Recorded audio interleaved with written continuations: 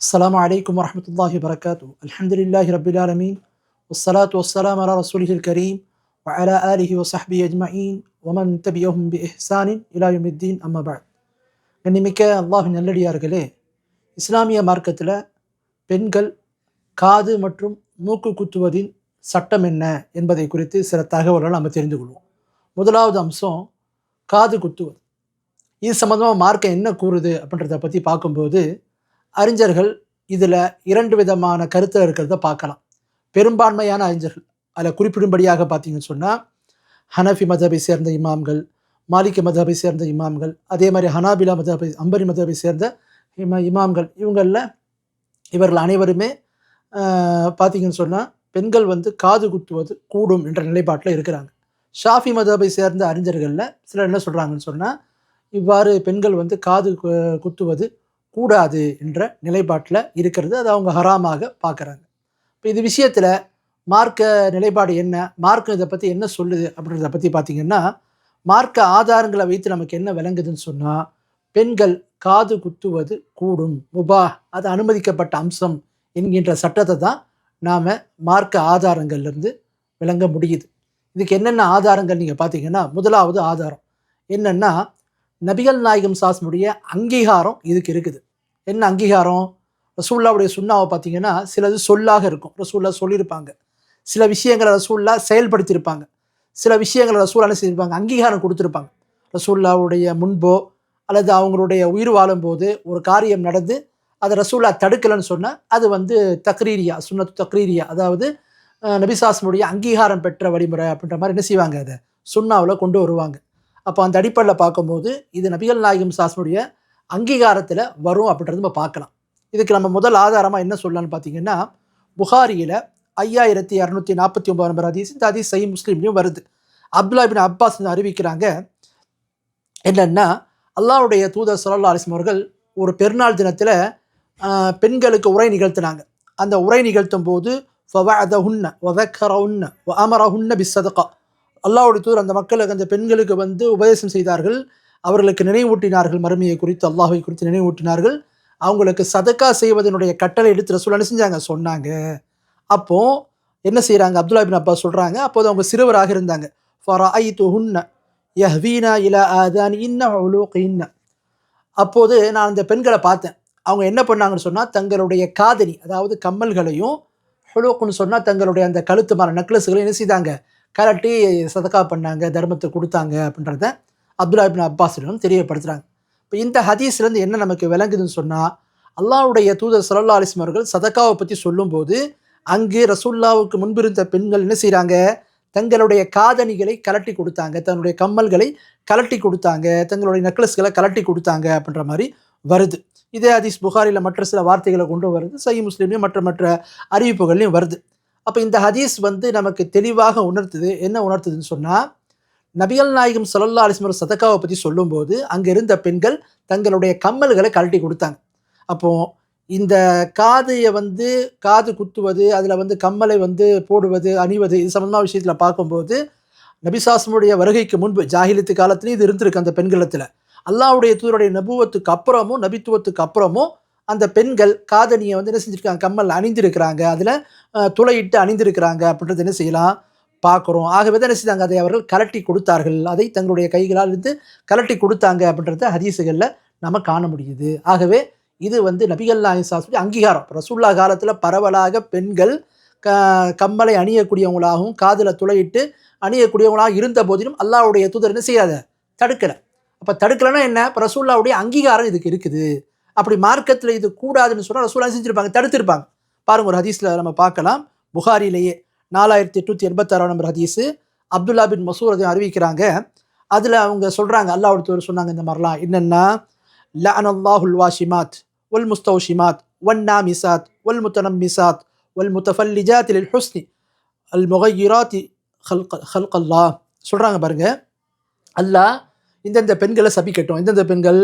பச்சை குத்தும் பெண்கள், பச்சை குத்தி கொள்ளும் பெண்கள், அதே மாதிரி முகத்தில் உள்ள முடியை நீக்கும் பெண்கள், நீக்குவதற்காக கேட்டுக்கொள்ளும் பெண்கள், அதே மாதிரி பல்களுக்கு மத்தியில் அழகுக்காக வேண்டி இடைவெளி ஏற்படுத்தக்கூடிய பெண்கள், இப்படியாக அல்லாஹ்வுடைய அந்த படைப்பின் கோலத்தை மாற்றக்கூடியவங்க மீது வந்து அல்லாஹ்வுடைய சாபம் ஏற்படட்டும், லானத் ஏற்படட்டும் என்று அப்துல்லா பின் சொல்றாங்க. இதை ரசூலுல்லாவே சொன்னதாகவும் தெரியப்படுத்துறாங்க.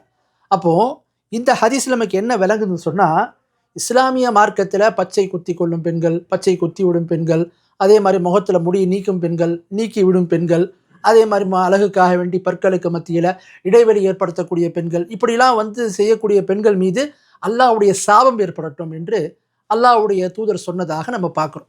அப்போ இன்னென்ன செயல்களை செய்யக்கூடிய மார்க்கத்துக்கு முரணான காரியங்கள் ரசூலுல்லாஹ் சொல்றாங்க. இப்படிப்பட்ட பெண்கள் மீது சாபம் ஏற்படும் ரசூலுல்லாஹ் சொன்னாங்களே, ஒருவேளை காது குத்துவது இஸ்லாமிய மார்க்கத்தில் தடை செய்யப்பட்ட ஒரு அம்சமாக இருந்ததுன்னு சொன்னா ரசூல்லா என்ன செஞ்சிருப்பாங்க? அதையும் பட்டியலில் சேர்த்திருப்பாங்க. ரசூல்லா அப்படி சொல்லவே இல்லை.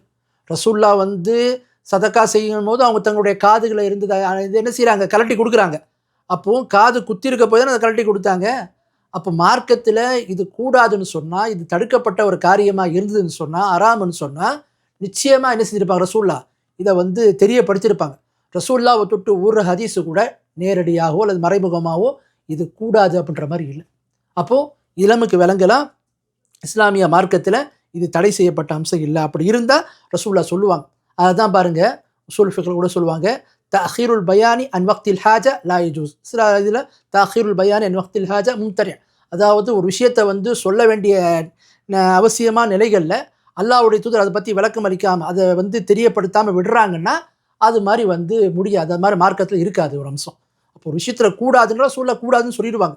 அப்போ ஒரு விஷயம் ரசூல்லா முன்பு நடந்து அல்ல ரசூல்லாவுடைய கவனத்துக்கு தெரிய வந்தும் அதை ரசூல்லா தடுக்கலன்னு சொன்னால் அது அனுமதிக்கப்பட்ட அம்சம் அப்படின்ற அடிப்படையில் தான் முபாஹ் என்ற அம்சத்தில் அடிப்படையில் தான் வரும். ஏன்னா இது முஆமலாத், நடைமுறை சார்ந்த அம்சங்கள். இப்போ அந்த அடிப்படையில் பார்த்தீங்கன்னா மார்க்கத்தில் இதற்கு தடை எதுவும் இல்லை. மேலும் அல்லாஹ்வுடைய தூதருடைய காலத்தில் அந்த பெண்கள் அணிந்திருந்ததை ரசூல்லா தடுக்காமல் அங்கீகரிக்கிறாங்க. அப்போ மார்க்க ரீதியாக இது அனுமதிக்கப்பட்ட ஒரு அம்சம். இது வந்து ஹராம் இல்லை அப்படின்றத நம்ம பார்க்கலாம். அடுத்து பார்த்திங்கன்னா, யாரெல்லாம் இந்த மாதிரி காதணிவது கூடாது ஹராம் என்று சொல்கிறாங்களோ அந்த அறிஞர்கள் சில ஆதாரங்களை சொல்கிறாங்க. அதில் அவங்க வைக்கக்கூடிய குறிப்பிடும்படியான ஒரு ஆதாரம் என்னவென்று சொன்னால், சில அறிவிப்பு குர்ஆன் ஆயத்துடைய வர மாதிரி வல ஆமுரன்னஹும் ஃபலயுகையிருன்ன ஹல்கல்லாஹ், அதே மாதிரி இன்னும் சில அறிவிப்புகள் ஹதீஸுகளில் வருது. அதாவது அல்லாஹ்வுடைய படைப்பின் கோலத்தை ஷைத்தான் அவங்களுக்கு மாற்ற சொல்லி கட்டளையிடுவான். அப்போ வந்து அல்லாஹ்வுடைய படைப்பை இதை மாற்றுவது, அல்லாஹ் படைத்த படைப்பில் ஒரு ஓட்டையை போடுறதோ துளையிடுவது என்ன, இது வந்து அல்லாஹ்வின் படைப்பை மாற்றுவதாகும். எனவே அந்த அடிப்படையில் இது ஹராமு கூடாது அப்படின்ற மாதிரி சில அறிஞர்கள் இந்த கருத்தை சொல்கிறாங்க. ஆனால் இது சம்பந்தமான விஷயங்கள் நம்ம பார்த்தோன்னு சொன்னால் இது வந்து அல்லாஹ்வுடைய படைப்பை வந்து மாற்றுவன்றதுல வராது. ஏன்னா நல்லா ஒன்று விளங்கிக்கணும், அல்லாஹ்வுடைய படைப்பை மாற்றுவது என்பது பொதுவாகவே வந்து என்ன மார்க்கும் அதை பொதுவாக வந்து முற்றிலுமாக ஹராமுன்னு சொல்ல. சில விஷயங்களை மார்க்கும் அது வந்து ஹராமுன்னு தடுத்துருக்குது. சில விஷயங்களை மார்க்க ஆதாரங்களை கொண்டு அனுமதிச்சிருக்குது.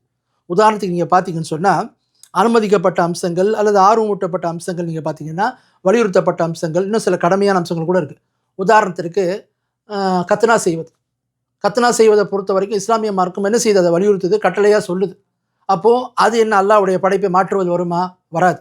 இப்போ அல்லாஹ் தஆலா மனிதனை படைக்கும் போது அந்த ஒரு இது என்ன செய்கிறான்? கூடுதலாக படைத்தாலும் அதை என்ன செய்கிறோம்? கத்னா நம்ம செய்கிறோம். இப்போ மார்க்கத்தில் இது வந்து அல்லாஹ்வுடைய படைப்பை மாற்றுவதில் வராது.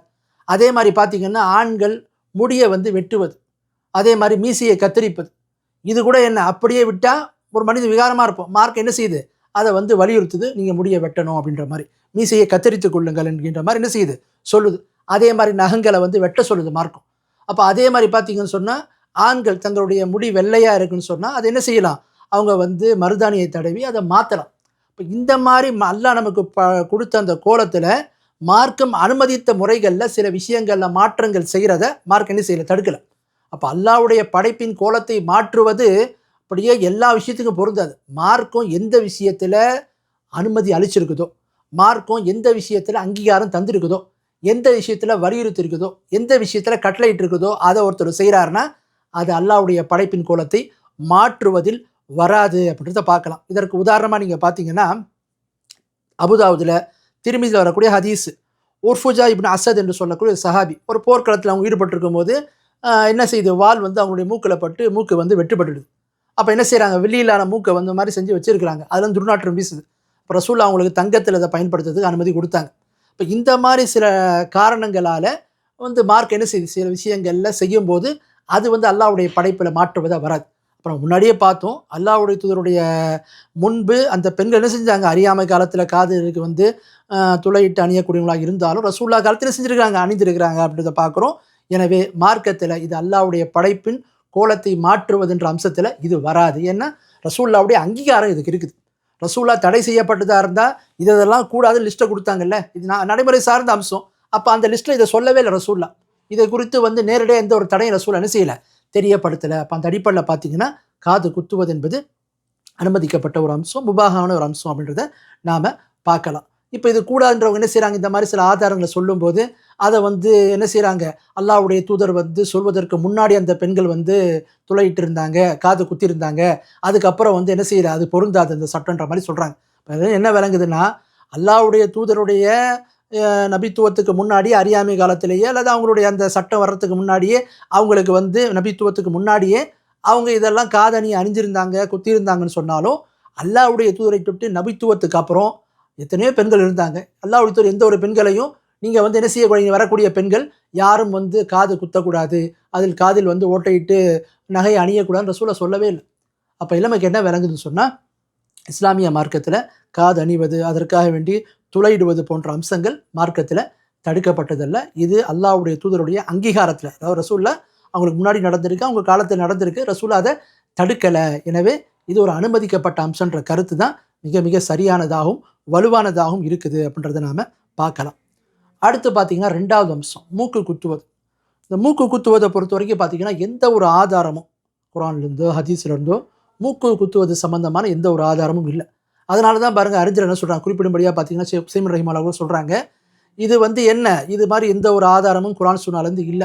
எனினும் ஏதேனும் ஒரு இடத்துல மூக்கு குத்துவது பெண்களுடைய ஒரு அலங்காரத்துக்காக வேண்டி அந்த ஊர்கள்ல, அந்த நாடுகள்ல பார்க்கப்படுதுன்னு சொன்னா, அது பிரச்சனை இல்லன்றாங்க. ஆனா நாம வாழக்கூடிய இந்த காலகட்டத்தில பார்த்தீங்கன்னா, குறிப்பா நாம வாழக்கூடிய இந்தியா, இலங்கை போன்ற நாடுகள்ல இந்த மூக்கு குத்துவது என்ன, இந்து மதத்தோடு சம்பந்தப்பட்ட ஒரு கலாச்சாரமா தான் பார்க்கப்படுது. ஏன்னா, அது வந்து குத்துவதை கொண்டு சில நன்மைகள் வாழ்க்கையில ஏற்படும், சில அபிவிருத்தி கிடைக்குன்ற போன்ற நம்பிக்கைகள்லாம் அத குத்துவதற்கு பின்னாடி இருக்குது.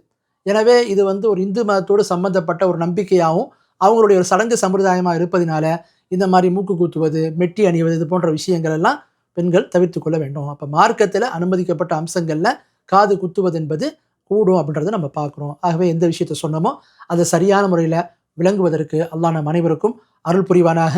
வ ஆகிரு தஅவானா அல்ஹம்துலில்லாஹி ரப்பில் ஆலமீன்.